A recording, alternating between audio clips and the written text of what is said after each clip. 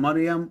أقول لك الإجابة في السؤال نفسه، كرازة موسى. وكلمة كرازة هنا ممكن تستعجب لها، ليه كرازة موسى؟ ليه ما قالش قوة موسى؟ ليه ما قالش عصا موسى؟ ليه ما زي ما قال شورية هارون، رغم إنه قال عصا موسى برضه في الصدوقية؟ ثبات أيوب البار، إيه علاقة أيوب بالعذراء؟ وإيه جاب أيوب في مديح للعذراء مريم؟ هقول لك اللي هنفهمه وهنعرف عقيدته ولاهوته واللي عايز يوصله لنا عن العذراء مريم في اللحن. اهلا بيكم في حلقه جديده وحكايه لحن جديد. لو كنت بترتل لحن شاش نسوب الميمي قبل الحلقه دي، فانا اوعدك ان بعد الحلقه دي هترتله بطريقه تانية خالص، وهترتله بقلبك مش بس بلسانك، هترتله عن فهم. لا انزل اشترك في القناه وفعل الجرس، اضغط لايك، قول لنا رايك في التعليقات تحت. يلا بينا نبدا.